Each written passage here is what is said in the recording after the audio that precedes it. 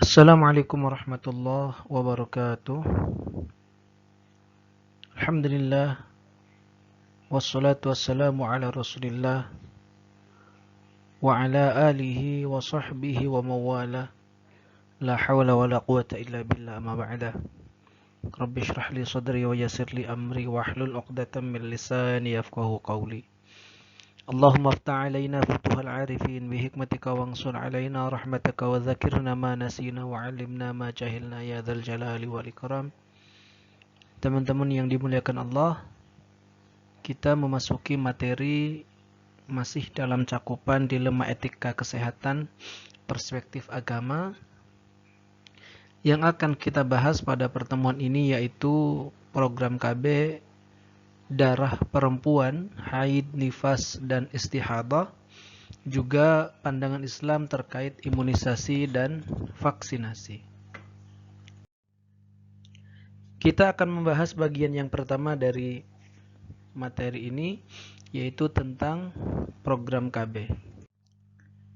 Kita mulai dulu dari definisi daripada keluarga berencana, di mana keluarga saja didefinisikan sebagai sebuah kesatuan sosial terkecil di dalam masyarakat yang terikat oleh jalinan perkawinan yang sah, yang lazim umumnya disebut keluarga inti atau nuclear family.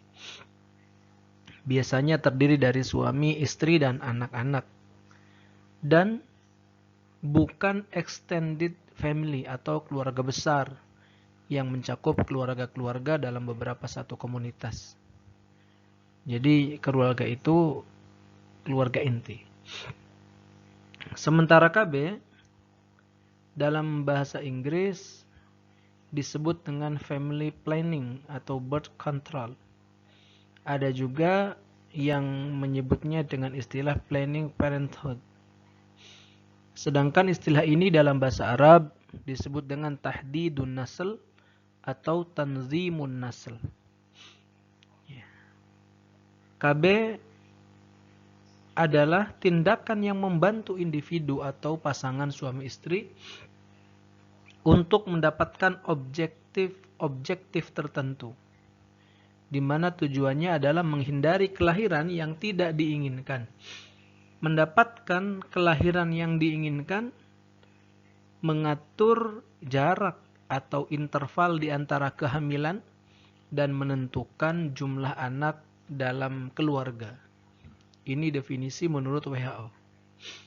Sedangkan Mahmud Shaltut mendefinisikan KB sebagai pengaturan dan penjarangan kelahiran atau usaha mencegah kehamilan sementara atau bahkan untuk selama-lamanya dikarenakan adanya situasi dan kondisi tertentu, baik bagi keluarga yang bersangkutan maupun untuk kepentingan masyarakat dan juga negara. Macam-macam alat kontrasepsi. Ini penting untuk diketahui karena nanti ulama ada berbeda pendapat mengenai hukum KB berdasarkan alat kontrasepsi yang dipakai. Yang pertama jenisnya adalah pil KB berupa tablet yang berisi bahan progestin dan progesteron yang bekerja dalam tubuh wanita untuk mencegah terjadinya ovulasi dan melakukan perubahan pada endometrium, di mana efektivitasnya sangat tinggi atau cukup tinggi, yaitu sampai pada angka 95%.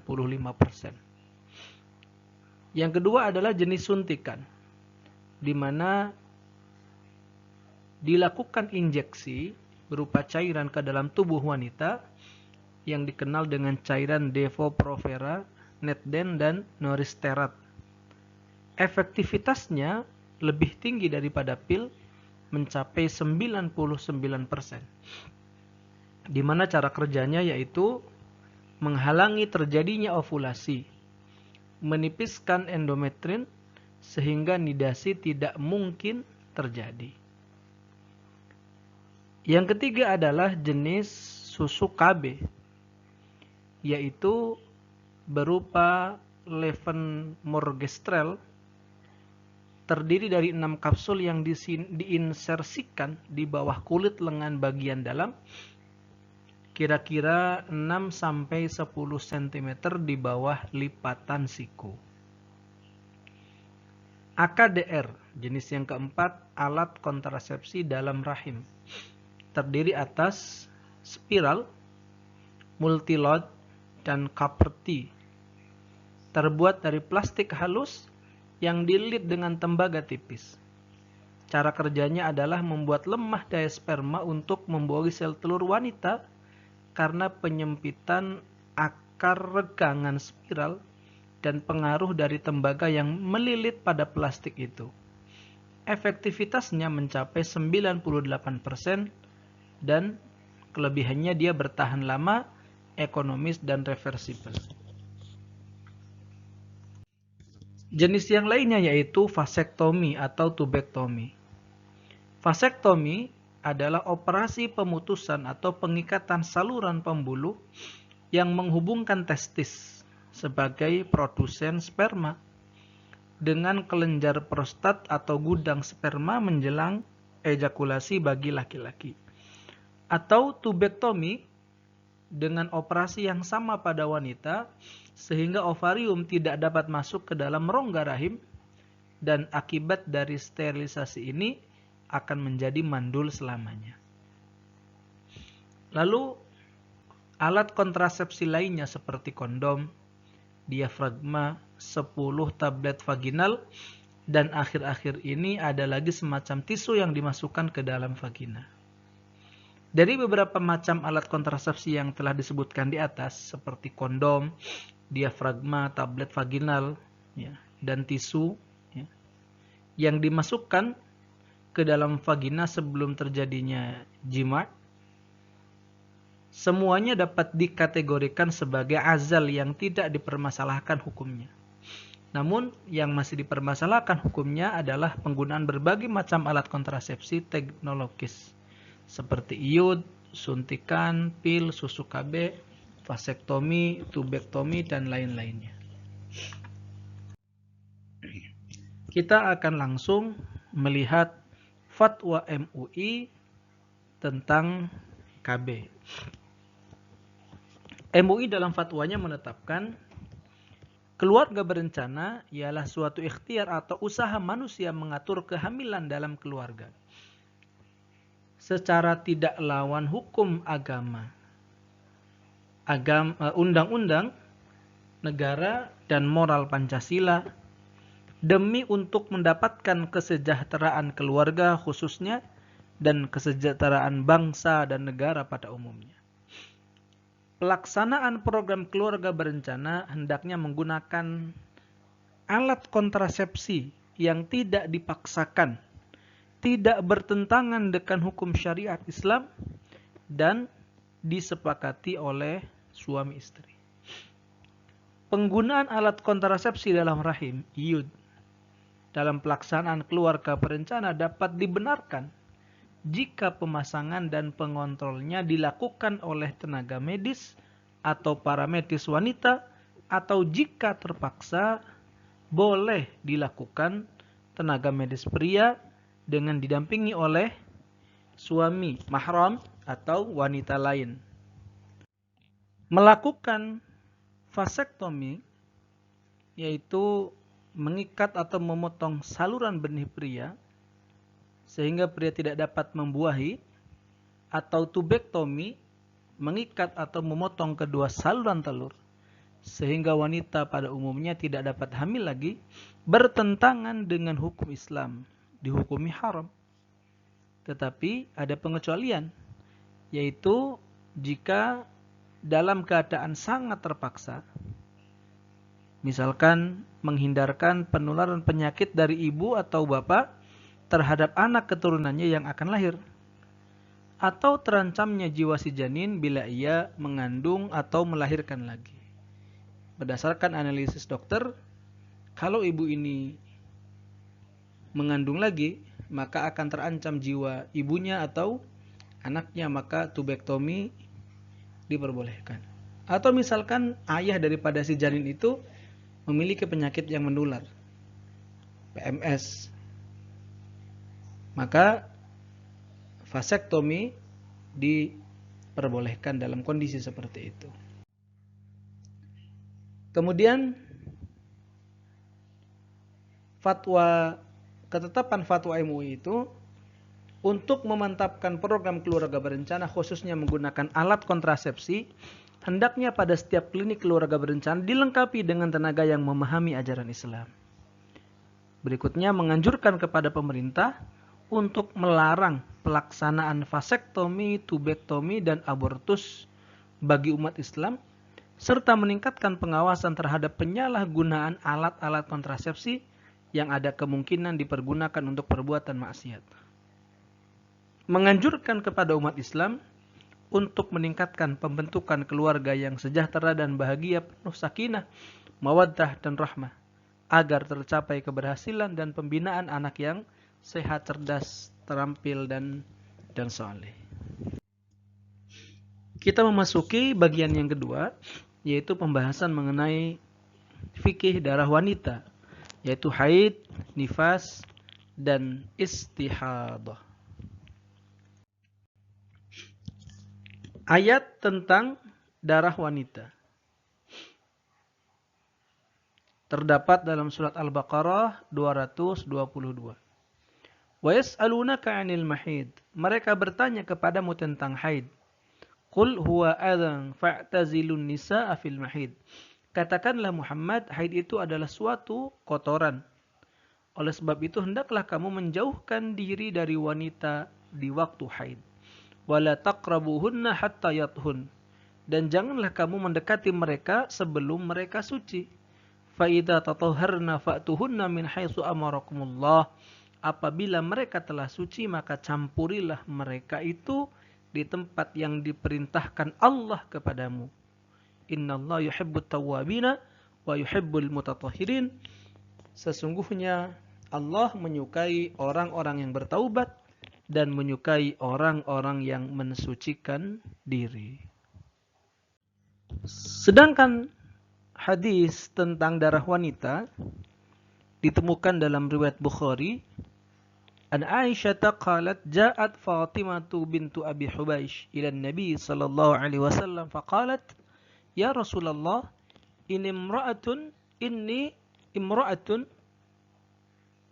ustahadu fala athur afa'ada'u as-salah faqala Rasulullah sallallahu alaihi wasallam la innama dzalika 'irqun wa laysa bihaidin fa idza aqbalat haidatuki fada'is salah wa idza adbarat faghsili anki ad-dama thumma salli qala wa qala abi thumma tawaddai likulli salatin hatta yaji'a dhalikal waqtu.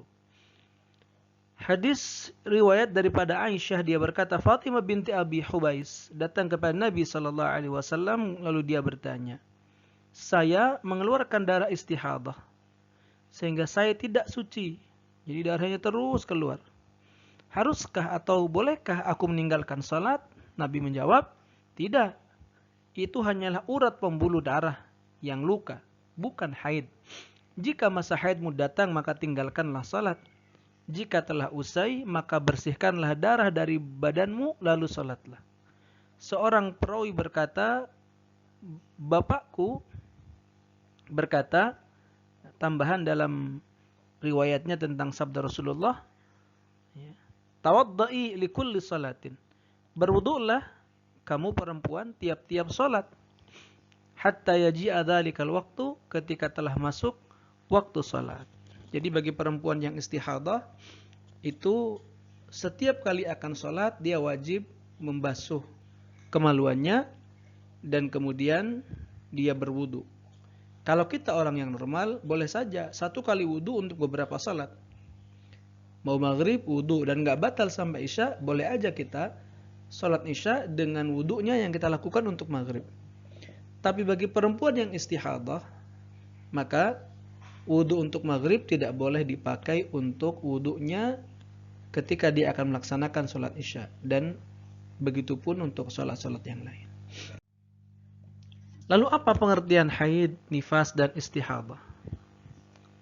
Al-haidu huwa dammu jibillatin yakhruju min aqsa rahimil mar'ati ala sabilis sihah fi awqatin makhsusah.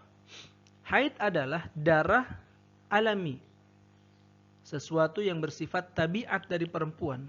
Umumnya perempuan itu pasti mengalami haid. Itu namanya dammu jibillatin. Yakhruju min aqsa rahimil mar'ah, yang keluar dari rahim perempuan dengan jalan yang sehat. Artinya dalam kondisi yang sehat pada waktu tertentu. Artinya keluarnya hanya di waktu-waktu tertentu, tidak selamanya keluar. Maka nanti ulama akan menentukan batas minimal haid dan batas maksimal haid. Sementara nifas huwa ad-dam al-kharij min al-farji li ajli al-wiladah. Darah yang keluar dari kemaluan perempuan karena melahirkan. Ala jihatis sihah wal adah, dalam kondisi sehat dan normal. Ba'daha ittifaqan aw ma'aha ala qaulil aktsar. Baik keluar setelah melahirkan, Malikiyah sepakat dengan ini, atau ketika proses melahirkan, menurut mayoritas Malikiyah. Sedangkan istihadah hiya dammu fasadin yakhruju fi ghairi awqatin makhsusah, darah penyakit atau darah yang rusak yang keluar bukan pada waktu-waktu tertentu. Tidak semua darah yang keluar dari kemaluan perempuan disebut haid. Kapan darah itu disebut dengan haid? Pertama, ketika perempuan umurnya lebih daripada 9 tahun. Berarti darah yang keluar di bawah umur 9 tahun itu namanya darah istihadah. Bukan wanita menopause. Ketika wanita sudah menopause ternyata keluar darah, berarti darahnya istihadah. Darahnya berwarna hitam pekat, merah, kuning, atau antara putih dan hitam, keruh. Telah melewati masa minimal suci 15 hari menurut jumhur ulama, menurut mayoritas ulama. Jadi kalau ada perempuan, misalkan begini, dia haid kemudian suci tanggal 15 April. Ternyata tanggal 25 April itu sudah keluar darah lagi. Padahal jarak daripada suci ke keluar darah itu baru 10 hari. Maka berarti darahnya bukan darah haid, tapi darah istihadah. Karena jarak antara suci terakhir dengan haid yang kedua itu menurut mayoritas ulama 15 hari dan menurut mazhab Hambali 13 hari. Tidak sedang hamil menurut pendapat selain Syafi'i. Karena kalau menurut Imam Syafi'i, perempuan yang hamil yang keluar darah tetap dianggap haid. Tetap dianggap sebagai darah haid. Beda pendapat. Ya. Sesuai periode minimal dan maksimal haid.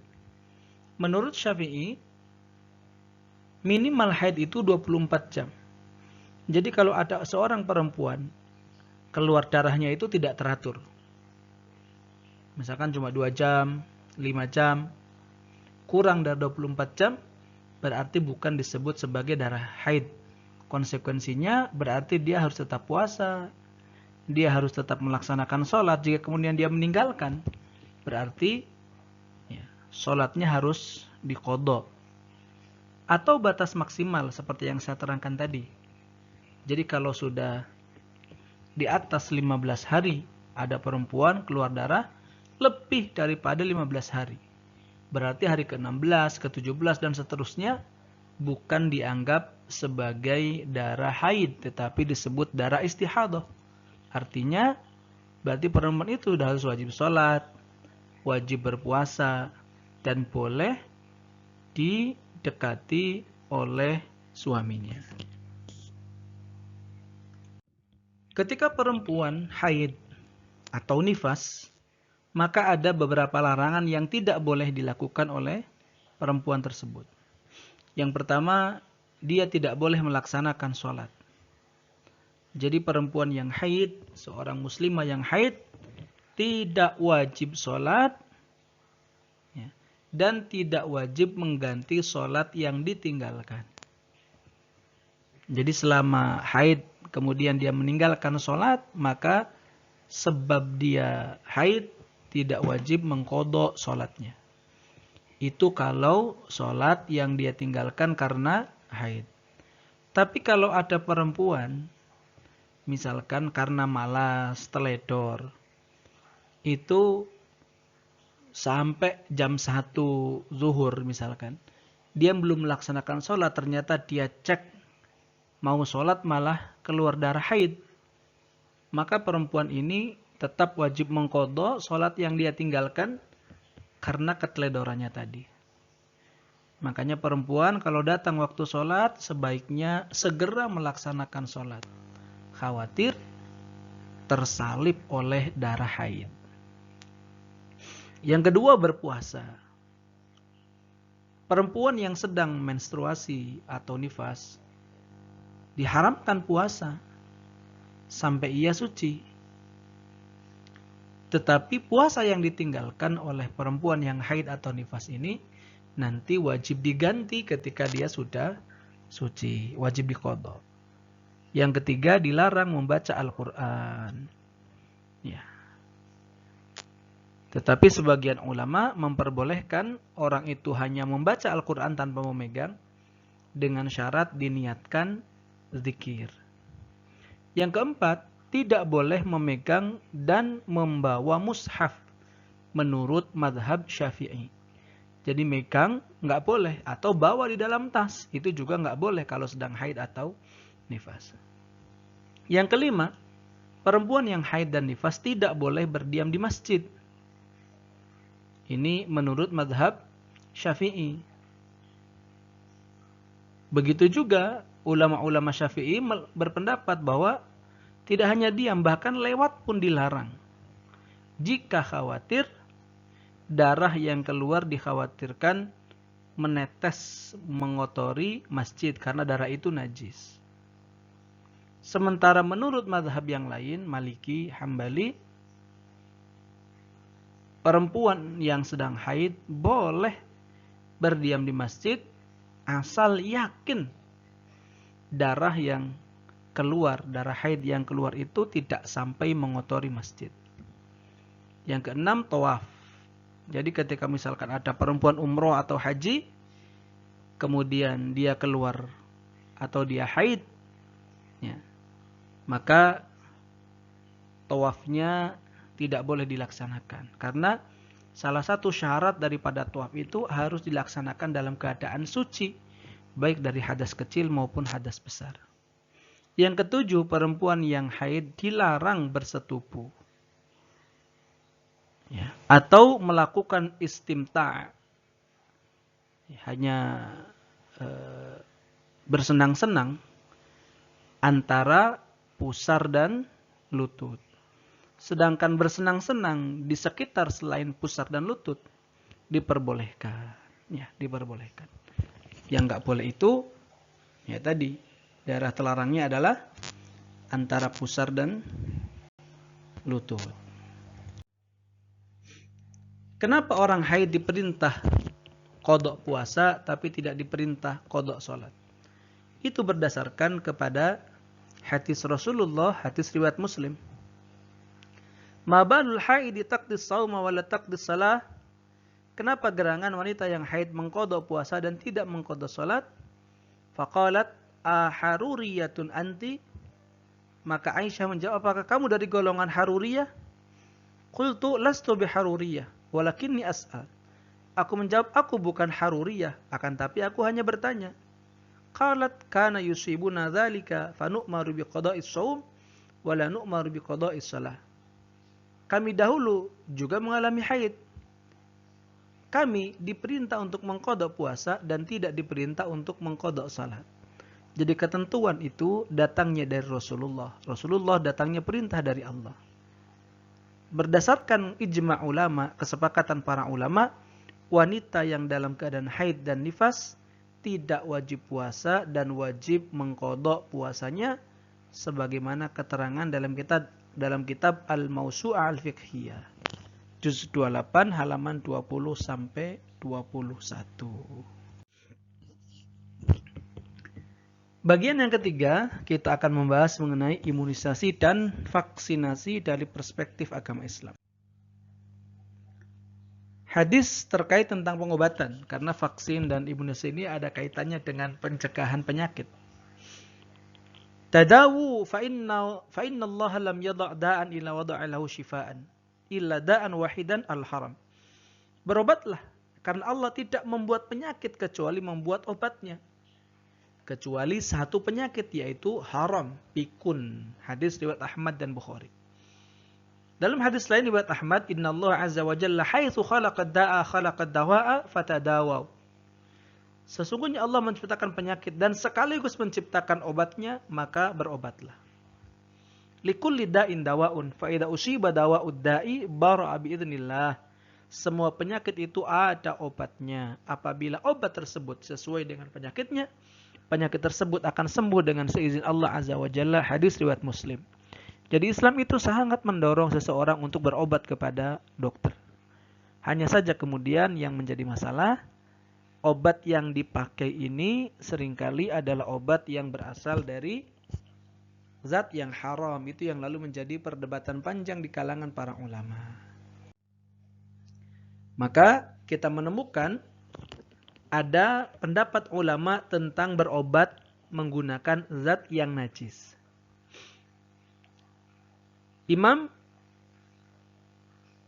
Izzuddin Abdussalam mengatakan, berpendapat boleh berobat dengan benda-benda najis jika belum menemukan benda suci yang dapat menggantikan benda najis tersebut. Karena maslahat kesehatan dan keselamatan lebih diutamakan daripada maslahat menjauhi benda yang najis. Jadi boleh berobat menggunakan zat benda yang najis, menurut Izzuddin Abdussalam. Lalu Imam Nawawi dalam kitab Al-Majmu' juz 9 ayat halaman 55, sahabat-sahabat kami, maksudnya pengikut mazhab Syafi'i, berpendapat sesungguhnya berobat dengan menggunakan benda najis dibolehkan apabila belum menemukan benda suci yang dapat menggantikannya. Apabila telah didapatkan, maka haram hukumnya berobat dengan benda-benda yang najis. Inilah maksud dari hadis, sesungguhnya Allah tidak menjadikan kesehatan kalian pada sesuatu yang diharamkan atas kalian. Maka berobat dengan benda najis menjadi haram apabila ada alternatif lain, obat yang tidak mengandung najis, dan tidak haram apabila belum menemukan selain benda najis. Pengikut mazhab Syafi'i juga berpendapat dibolehkannya berobat dengan benda najis apabila para ahli kesehatan, farmakologi, menyatakan bahwa belum ada obat kecuali dengan benda najis itu. Atau obat dengan benda najis itu direkomendasikan oleh dokter Muslim. Pendapat berikutnya menurut Muhammad Al-Khatib Asy-Syarbaini dalam kitab Mughnil Muhtaj, berobat dengan benda najis adalah boleh ketika belum ada benda suci yang mendapat menggantikannya.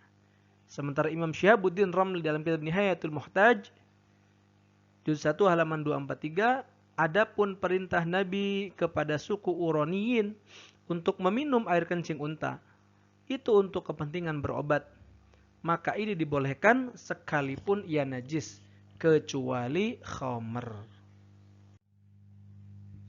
Mari kita lihat seperti apa pendapat fatwa MUI tentang imunisasi. MUI menetapkan bahwa imunisasi pada dasarnya dibolehkan.